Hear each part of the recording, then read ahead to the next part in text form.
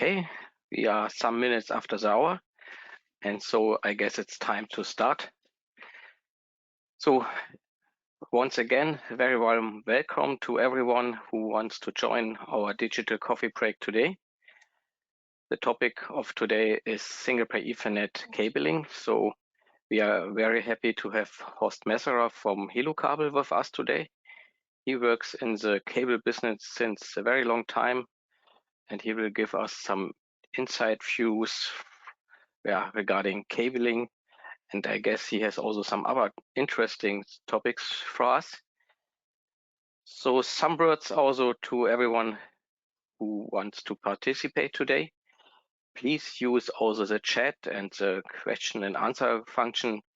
So we will have also a question and answer session afterwards. So we are happy to see your participation and to answer your questions. So please use it as much as possible and as you like. In general, later on, we have also the recording of this session. If you want to join it with, share it with some of your colleagues and so on. So this is also available. And I guess on request, we can give you also the presentation. So we will not waste the time, and I will welcome Horst here in our session. I guess, yes, he switched on the video now, and here we can welcome Horst here. As I mentioned, he is working for SPECABLE, but he's in the cable business a very long time. And I guess it's better that he introduce his person by himself, and then it's much more interesting for us. So thanks for Horst to joining us today, and let's start now. So hand over to you, and hello. I hope you can see my presentation now. Yes, it's working. Yeah, okay, thank you very much.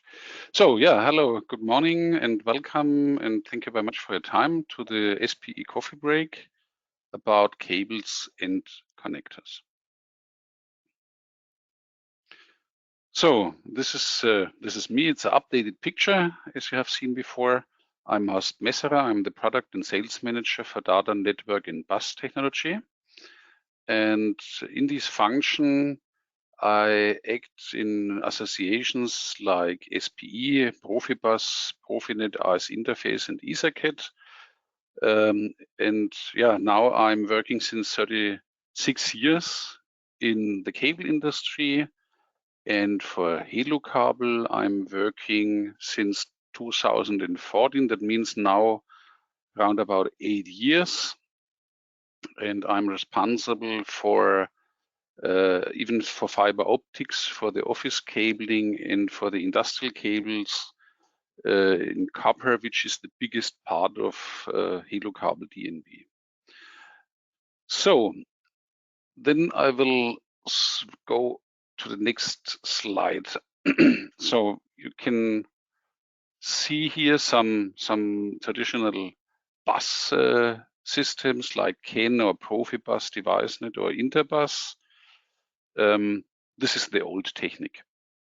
So even when some companies are still using some old bus technology, the situation today is that standards like EtherCAT, Profinet, Industrial Ethernet, Cat6, A6, A7, and so on, this is the standard by today.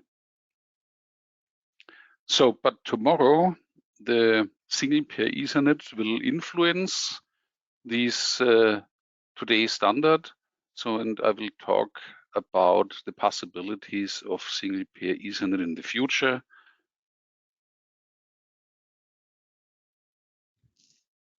So we have implemented some cable classifications, which is the same classification as still in use from Profinet for many years. So a type A cable means that we have inside a solid wire, which is designed for fixed installation. So type B is with a stranded conductor. For example, it's gauge 22-7 or 26-7 for flexible application, or when you have vibrations in the area. Because if you have hard vibrations, there's a risk that the solid wire will be destroyed, and this is the reason why you have to select the flex version. So you can use this even for fixed installation, for flex application, and this means occasional movement or vibration area. But anyway, if you have a permanent moving, a high flex application, for example, a drag chain with high dynamic application parameters like high acceleration, high speed in moving, we have versions with 7 or 19 strands. This is related to the requirements of the high flex application. So a version with 7 strands is possible to do a direct chain cable, but a version with 19 strands will have a smaller bending radius and higher lifetime in permanent moving. So, and last but not least is the type R. This is relative new, the type R definition, because in the past when Profinet were born, we have had only A, B, and C. And I guess approximately 3-4 years ago, they implemented additional type R because, this is the robotic type. Here we have even stranded conductor with torsional load for robotic application. So, and the advantages, we have a well-known definition of cable classifications, and we took over the same classifications in our SPE association for the cable types. So, a question for you. Is a drag chain cable type C usable in a robot with torsion? So the answer, no, please don't do it, because a drag chain cable is designed for a moving without torsional load. It's only a two-dimensional moving. Another question, is a torsional cable like type R usable in a drag chain?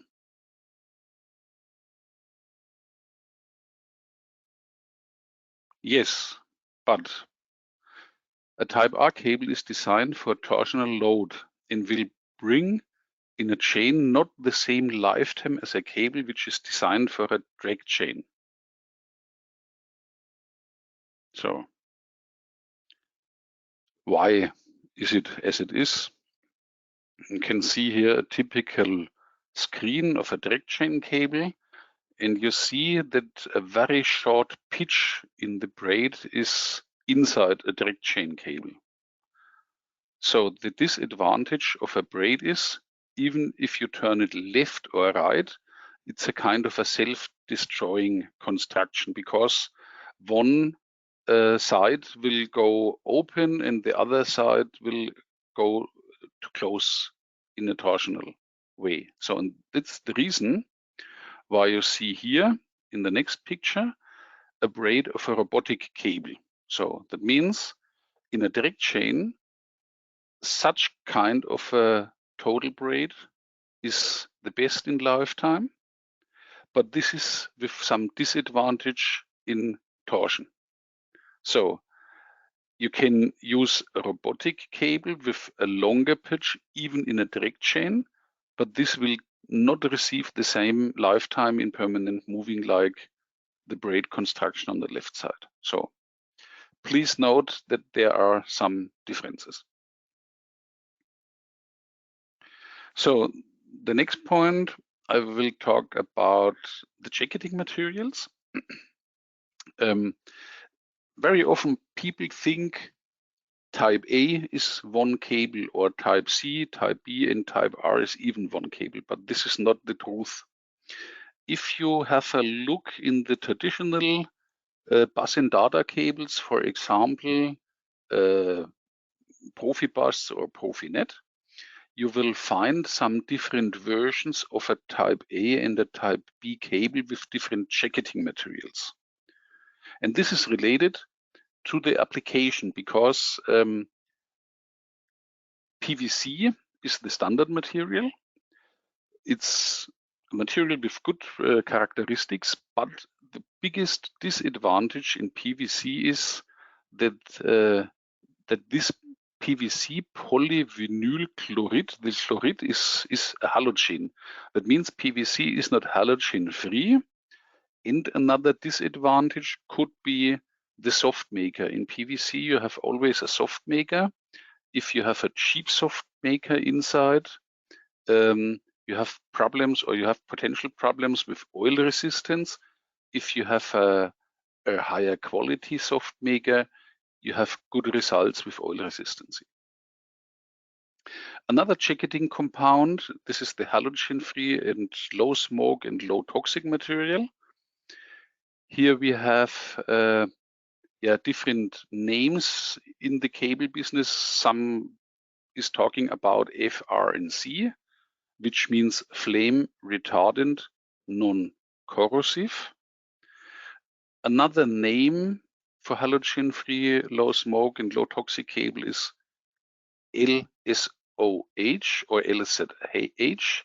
This means low smoke, zero halogen. This is the digit here, or this is the word low smoke, zero halogen. So, and another name for halogen-free and flame retardant is halogen-free flame retardant shortage. So another material for type A and type B is typically polyethylene. Polyethylene is used for outdoor application. For example, if you have cables for direct burial or laying permanently outdoor, polyethylene is a good choice. Even in food and beverage, when you see Tupperware, this is the plastics where you keep food inside. This is polyethylene because it's not changing the taste of the food. So another material is, or another possibility is, we have a double jacketed version, PVC plus PE. This is for the direct burial. Then we have choice polyurethane, PUR, which is excellent in oil and chemical resistance, or some special versions with armoring with steel wire or steel wire braid. Here, steel wire means it's a kind of a lap screen. So, but we can use the same steel wire as steel wire braid, or another possibility is to use a steel tape, and this is giving you a rodent protection or mechanical protection against some circumstances from the environment.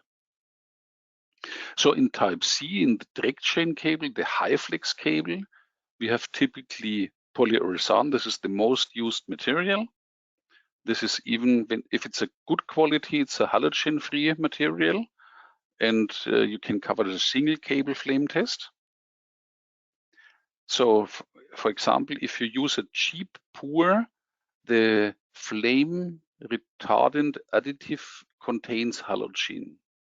So, but this is going more and more out of the market because everybody is talking about halogen-free.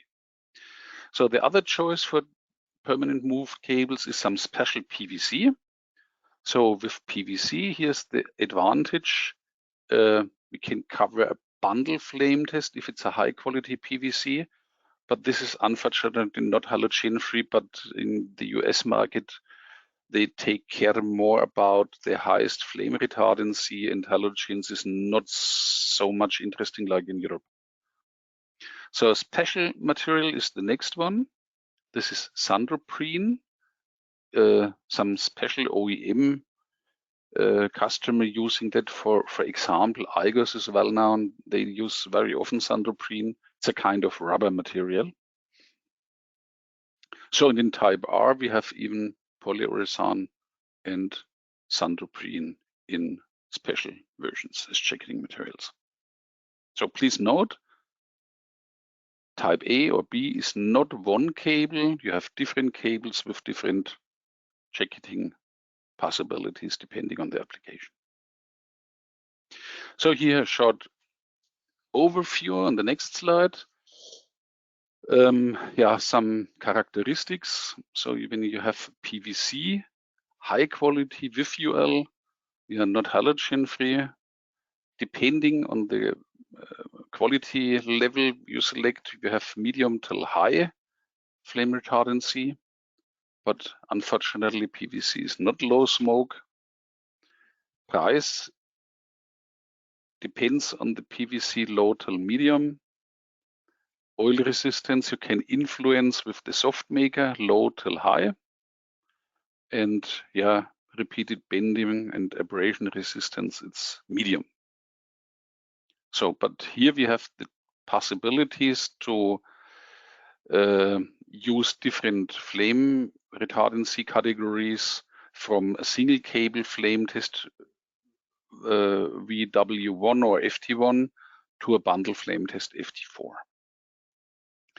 So the halogen-free and flame material, you can see green is always the advantage, orange is the disadvantage, or where the material is pretty weak, and yellow means it's medium. So I will not talk about every material, you can read it by yourself. I will talk only here about TPE. There are two kinds of TPE. Either you have a TPE which is not halogen free, but you have some flame retardancy. So the other choice is to select a TPE which is halogen free, but then you do not have a flame retardancy. So, and what does it mean? Here we don't have the chance to get UL because you do not have a flame retardancy, which is a must-have. And if we have the TPE UL, we lose the characteristics halogen-free. So another comment from my side, in Europe, the European cable industry, if we talk about TPE, means primarily santoprene in the cable industry. This is a kind of rubber. So, but however, if you're coming from US, TPE is almost an improved PVC compound with a lot of additives inside for better properties like flame retardancy, UV resistance. It's a kind of sunlight oil, and you have oil resistance because you use a high-end soft maker.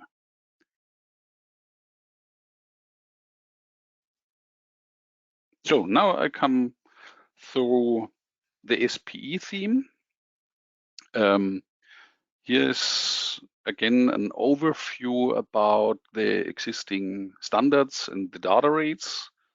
We have the category 10 megabit, 100 megabit, 1 gigabit, and here the multi-gig versions.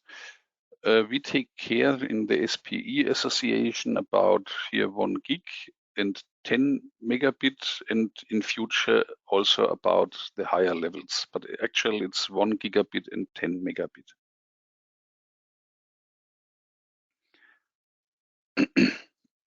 So instead of use cases, I will show you some ideas where you can use a 10-base T1L instead of a Profibus PA or foundation field bus cable. So as you can see, the cross-section of Profibus PA and SPE 10-base T1L is the same conductor size. So, but the biggest advantage is when you use SPE, you have an enlarged frequency range.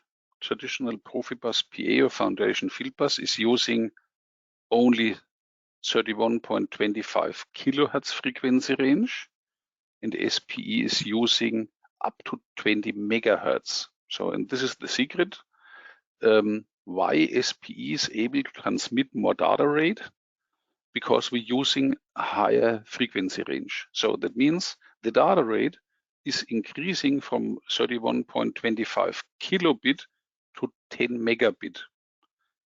In Profibus PA and Foundation Fieldbus, you are unable to transmit, for example, video. For SPE, you are able to transmit up to 10 megabit, and this is good enough to transmit videos, for example. So another difference is the connector. So we have in SPE, we have M8 and M12 SPE connectors according to the IEC 63171-6. So just an idea to give you a possibility where you can use SPE instead the old bus technology. So another example is USB. We have some USB standards, and when we have a look to the most devices we are using, for example, the camera here on my computer, this is a camera they are using USB 2.0. So USB 3.0 or 3.1 is typically the data cable on the mobile phone. But anyway, when we have a look to the devices we are using, some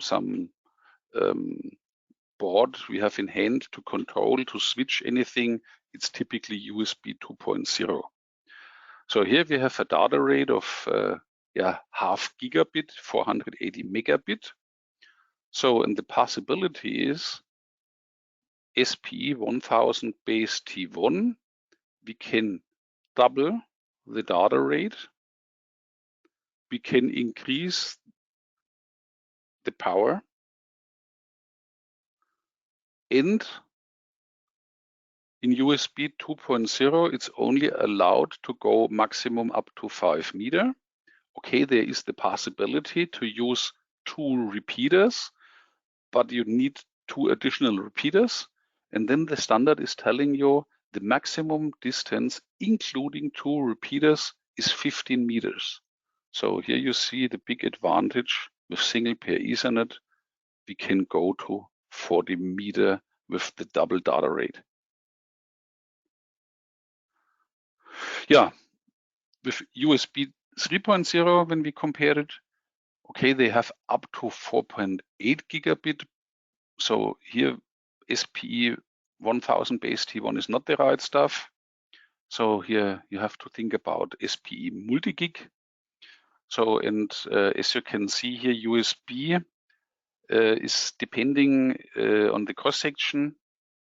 The standard is defining different cross-sections for data and different cross-sections for power. It's limited from 0.8 up to 5.3 meter. Here even multi-gig SPE is offering much more like USB 3.0. You can go up to 15 meter. So the next possibility is when we compare some old traditional Profibus DP, which is still in use industry in thousands of kilometers per year. When we compare the traditional Profibus is able to transmit up to 12 megabit. So here we have in SPE 1000 base T1 2 cross sections. So, but both cross sections are covering 1 gig. So you can see here how much more you can transmit with SPE.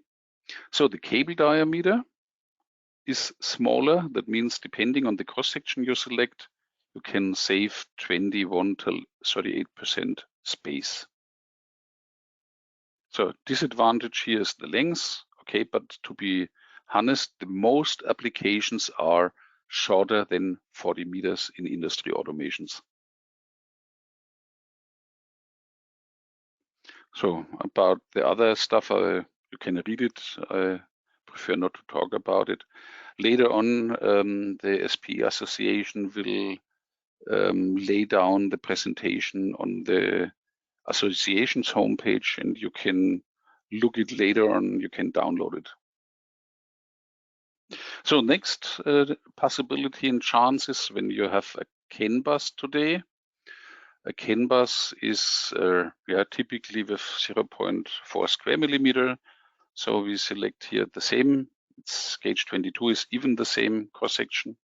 So, and a CAN bus is from the standard officially for 1 megabit. Okay, some special CAN bus chips, they can cover 5 or 10 megabit, but you can see a big jump from 1 megabit to 1 gigabit. A slight dimension reduction, that means you reduce the use of space. In CAN bus, there's no power, or you need some 2 additional cores inside. That means then you have 2 cores for CAN and 2 cores for power. So that means 2 pairs. Here you need only 1 pair. So even the bending radius, the copper inside is reduced too.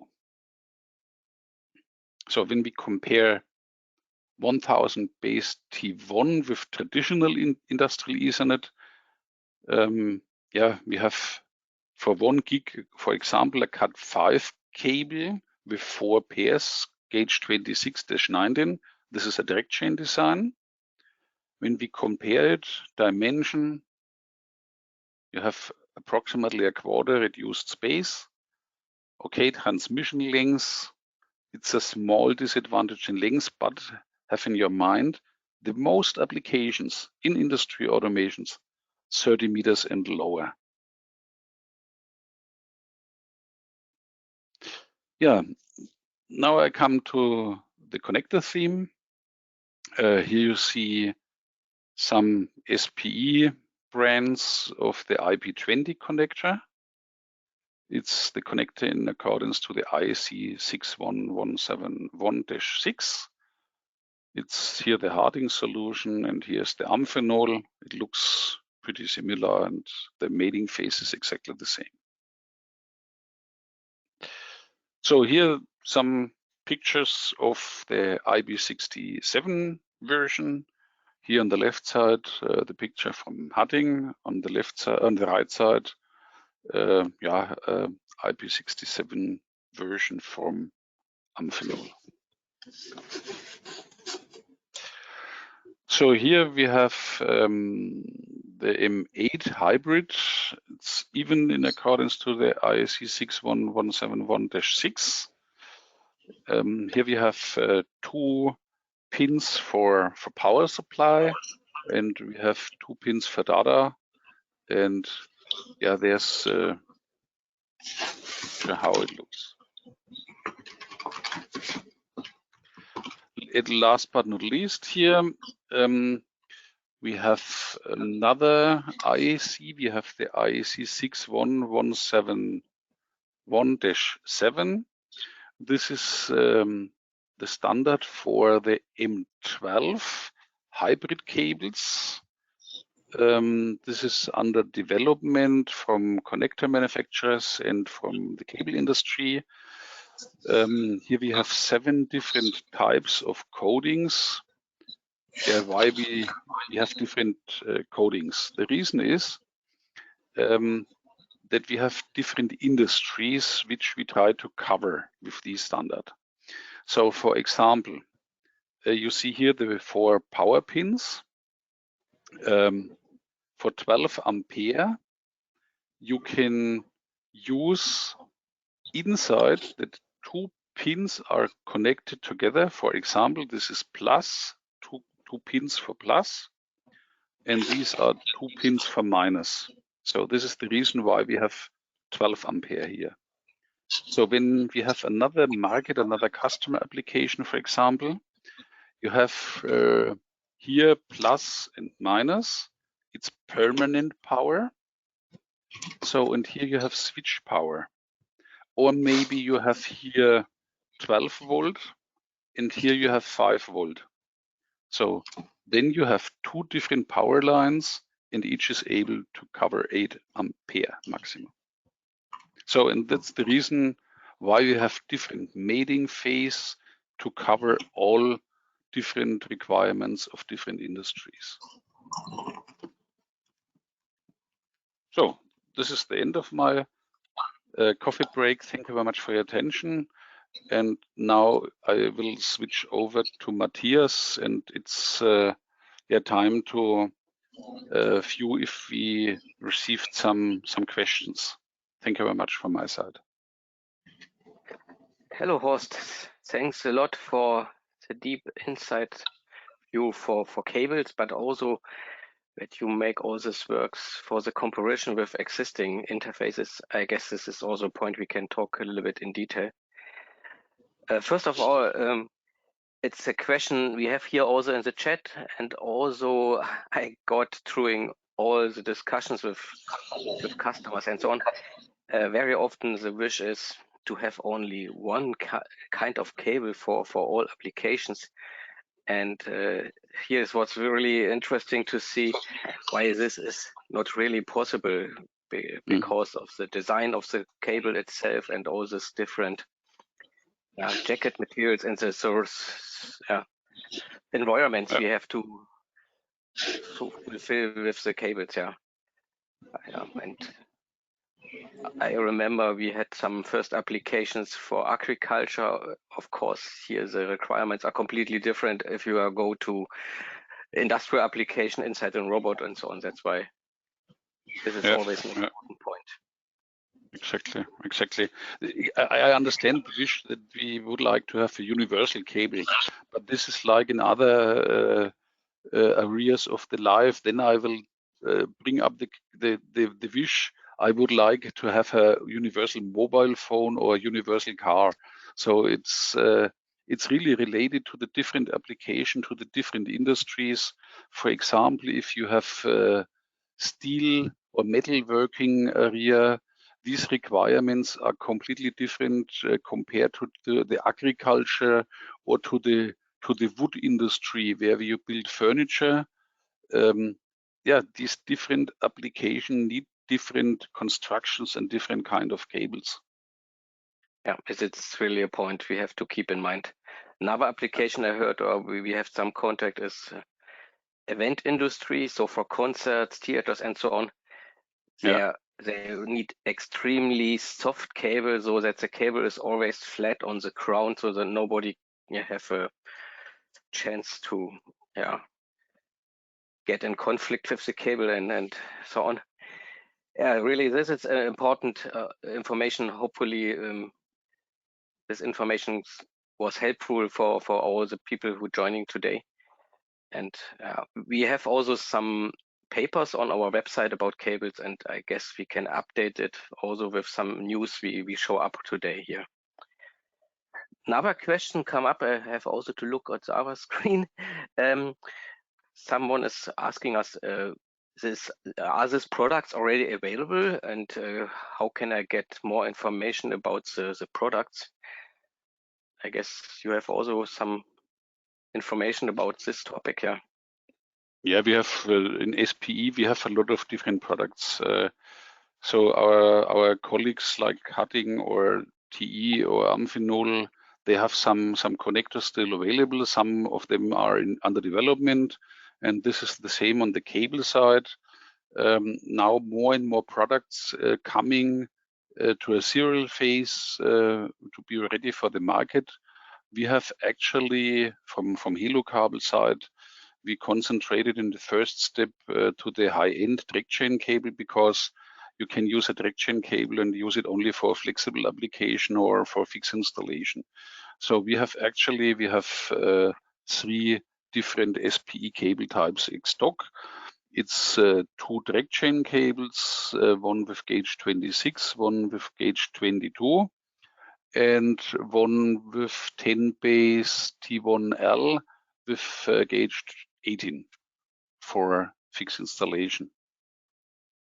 So, but other will follow. And the problem is we have the chicken egg problem. It's a new system, and at first the devices have to be available, and then we can come with cables and connectors. Yeah, exactly. So if you look to the connectivity, of course, yeah, so I'm working for Harting and I'm not working for the network. We have connectors available. So we just launched also the M12. So we have a waterproof version 2, and some other of our network members have this also. So the target of the network at all is also to provide to the market, to all persons who are interested in the new technology, single pair Ethernet, everything what is needed from the component side also. So starting from the not only cable and connector, but also patch cables, and more important, also the parts you need inside your devices. So semiconductors and also the magnetics and so on. I will remember we had also some sessions about how to design the circuits for the magnetics. So these are available. If you need more information of this, you can contact us, and very soon we will also give you at one central point on our website more information. At the moment, we help in this case also with the information about the available semiconductors on a way. If you send us an email, we can support here. We have very close contact to everyone in the market who working on single pair Ethernet. And another point you mentioned is the different wire diameters, and this is especially important for single pair Ethernet, because we see, depending on the speed, we have different transmission lengths we can achieve. Of course, for this we need for longer distances, you need, of course, very simple spoken, more copper. Also, if you want to provide power, we have to bring in consideration not only the return loss, insertion loss, and data transmission parameters. Also, we have to take care for voltage drop over the channel. That's why more copper is needed. It's also a little bit more interesting point we have to take care here. Exactly. And this is even the reason, if you will transmit only data, gauge 26 is even good enough for transmission. But if you will carry additional poodle power over device line, it's better to use the gauge 22, because the voltage loss, the voltage drop, is with gauge 22 reduced compared to gauge 26. So, and even we have to talk, or the customer have to take care about what he is doing. If it's a point-to-point interconnection, that means you have only two connectors, one on both sides. But very often customers would like to have 3 or 4 or 5 interconnection points in the data line. So, and even each or every connector is influencing the total resistance, and this has to be calculated. Yeah, exactly. Yeah, it's an important point. And in this relation, we get also some question regarding hybrid. Yeah, we show up at one picture the M8 hybrid with the additional power pins. And here's a customer asking why I should use such a connector. So instead of going to the poodle, where I can use the same wire and the same pins and contacts. Yeah, the advantage is pretty easy. Poodle is limited at maximum 50 watt. So, but with the hybrid version, you can go up to, Matthias, please correct me, I guess it's 400 or 500 watt? Where we have also a paper for this on our website, as it's 400 if you go to 48 volt, Yeah, so that's the reason. So if you have more than 50 watt, then the hybrid M8 is the right choice, because then you can realize between 50 and 400 watt power transmission. Yeah, and what we also see, the connector itself and also the cable is not so much bigger in size compared to a pure SPE 2-pin, 2-wire cable and connector, but you get the additional power pins. And also the device design could be much easier, so because you just get the voltage from your power supply to the device like it is, no additional poodle controller, all this filter circuits and the common mode choke are not needed anymore. And especially if you go to smaller devices, sensors, and so on, the overall device design should be much easier.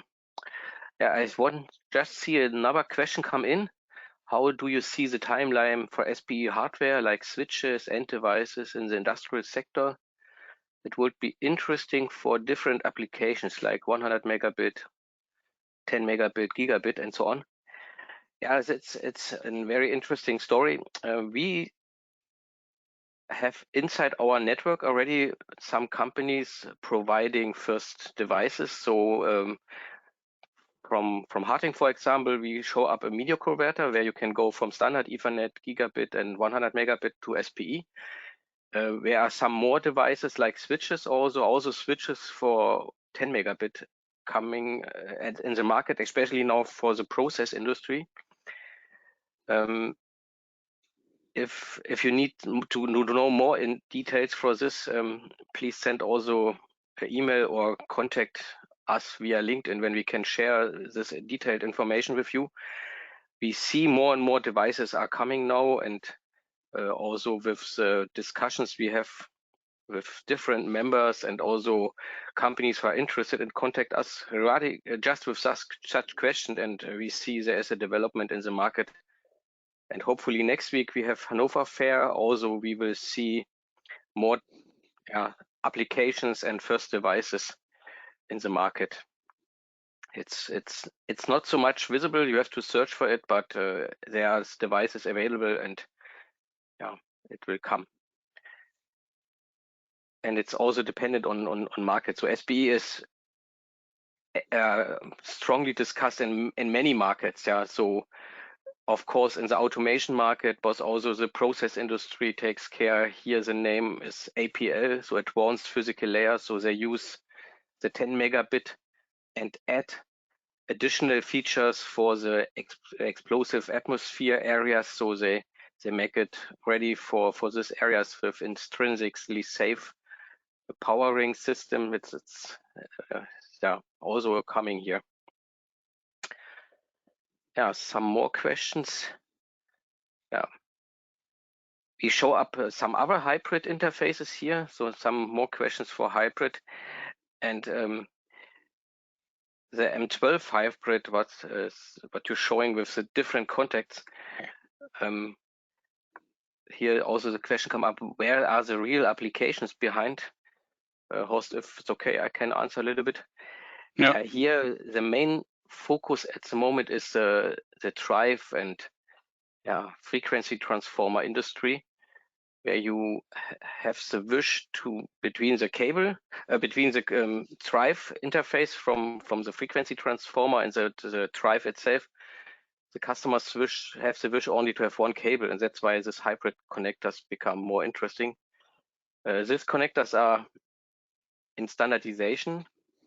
First products are shown up already last year. It's a Hannover Fair or a digital version.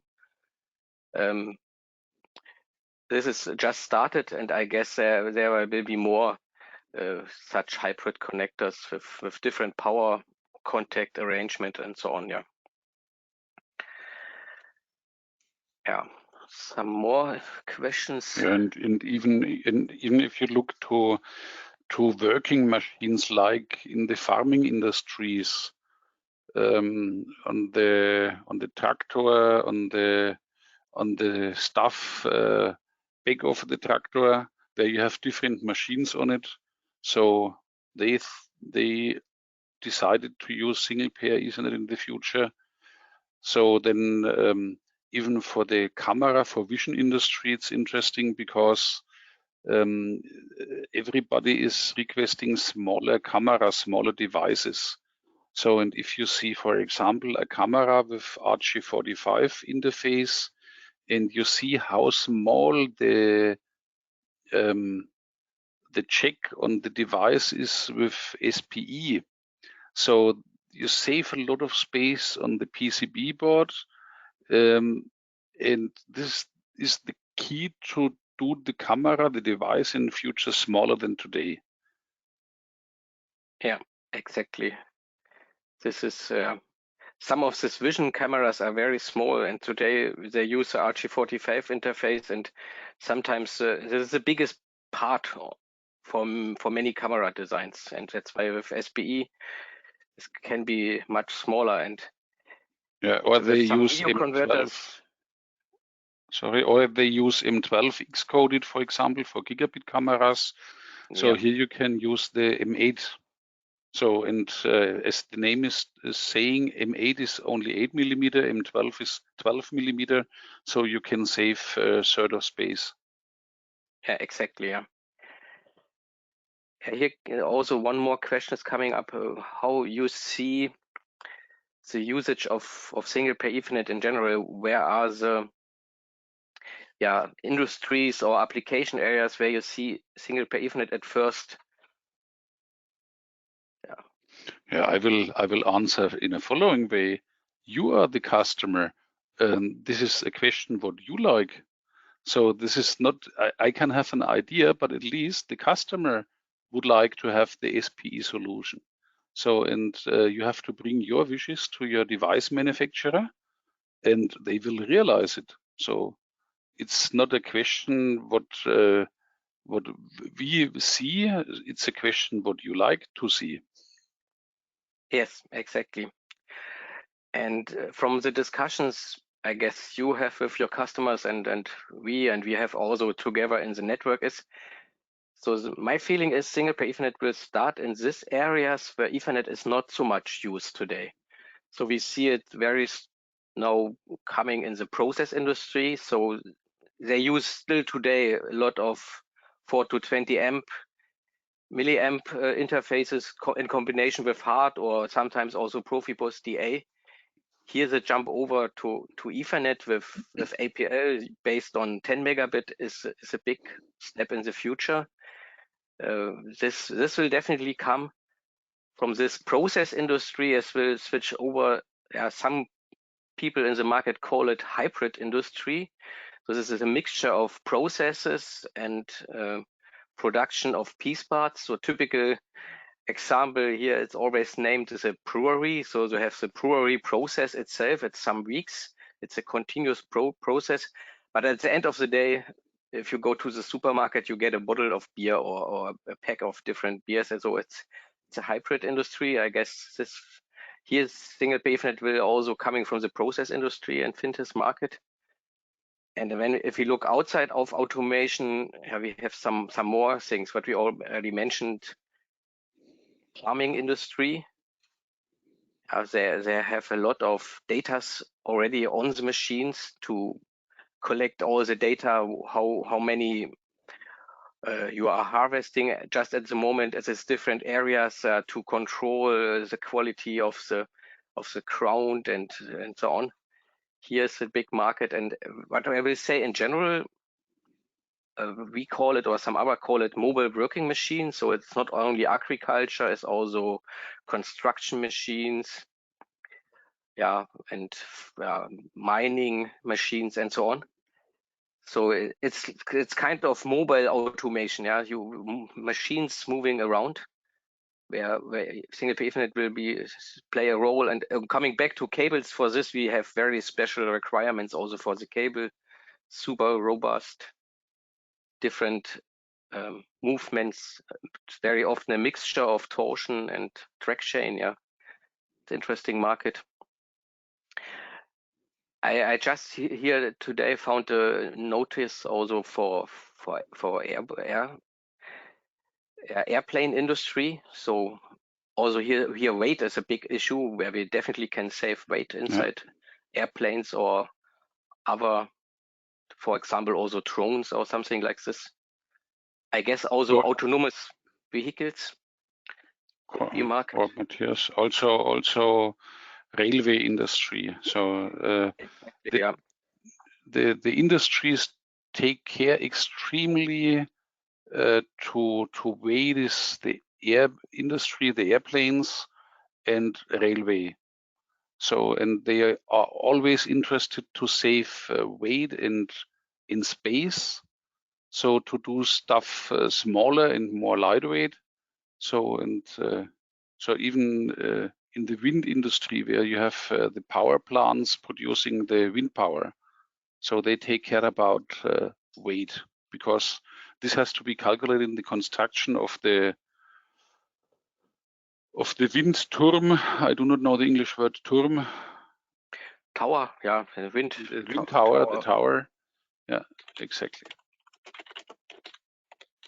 Yeah, exactly. So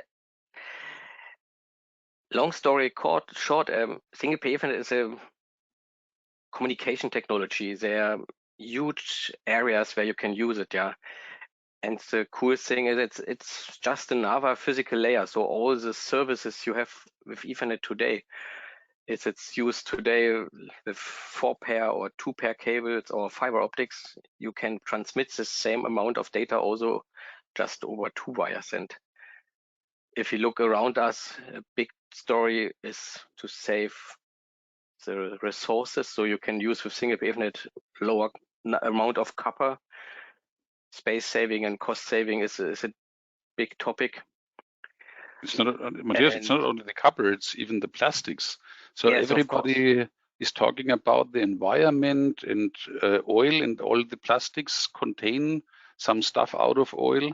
So, and even if the cable is smaller, you need less insulation material, you need less jacketing materials, so which is better. Honestly spoken, for the cable industry or for the compound industry, they are producing the plastics. They don't like this trend of single pair Ethernet, because compared with today cable constructions, you have less materials inside. That means the consumption will get down. It's reduced, but this is a good way to save, to save materials. Exactly. Yeah. Some more questions are looking to. Yeah. Here's a remark, I guess, also from our participants. Next week at the Hannover Fair, at many booths, you can also see more about single PAVnet. So I guess at the Halo stand, you are also in Hannover, I guess. You can see some colleague will be there on Monday and Tuesday, and I will be available in Hanover on Wednesday and Thursday. Yeah, I'm available on Wednesday, but many of my colleagues are in the fair also, and also at the Harting booth you can see, of course, connectivity and cables, but we have also real applications. So we have a sensor application and something else. It's also worth to come to Hanover to meet us or colleagues from us and get more information. And in general, if you want to learn more about single pair Ethernet, if you really want to start and you need support, it's always helpful also to join our network, so the single pair industrial net power network. I guess I want to ask our background moderator. We have two slides for it to present you something about it. So at the moment, we are more than 50 members globally, and yeah, every 2-3 weeks we get more members in our foundation. Here you see also that we are a huge number of companies, smaller ones like startups. I will here name our friends and colleagues from Perinet in Berlin, who creating something based on the sensor networks based on 100 megabit.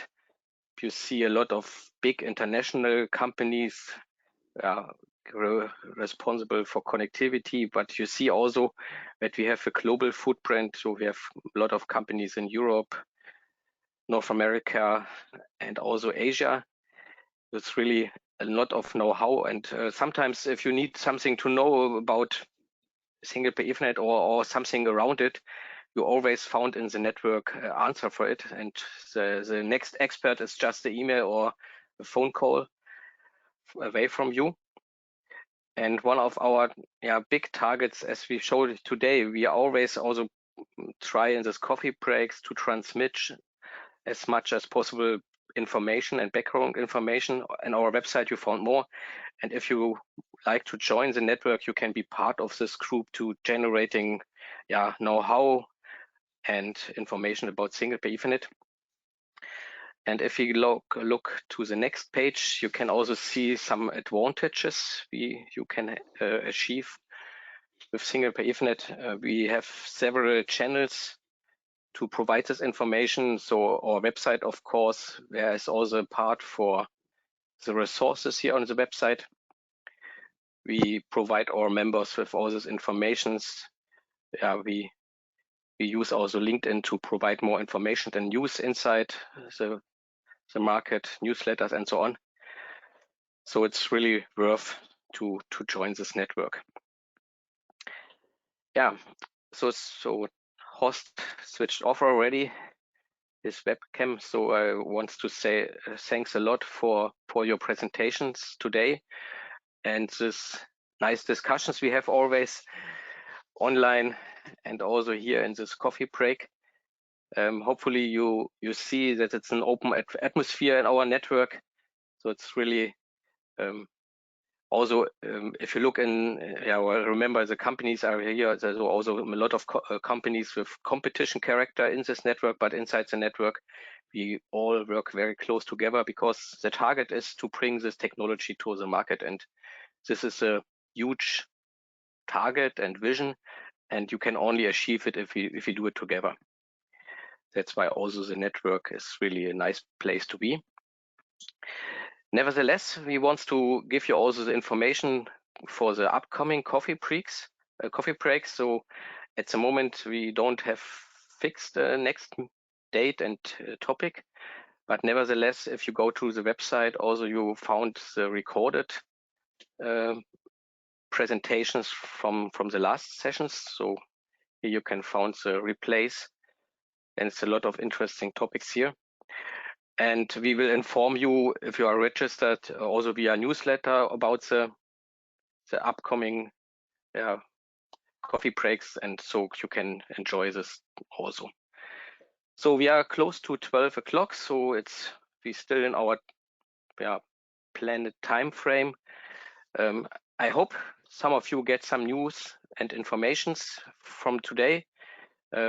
Hopefully you get the wish to get more information and join the website and also have a look to the replays, and hopefully we see you soon. And if you want to become a member, of course you are very warm welcome, and also you can find all the information about this topic on our website. So thanks for today. Have a nice rest of the day wherever you were. So I guess for us it's now lunchtime, and thanks for your attention, and see you soon. Hopefully live next week or online in our next session. Yeah. Okay. Also, thank you from my side. And if you will be in Hanover, I'm available on Wednesday and Thursday for personal conversation. And otherwise, you will find me or Matthias can give you my contact details if you have some queries again later on. The colleagues just wrote me. You are on the booth number D69 in hall 13. So I will join. Hall 13, correct. Okay. Have a nice day. Goodbye and see you. Thank you very much for your attention. Bye-bye.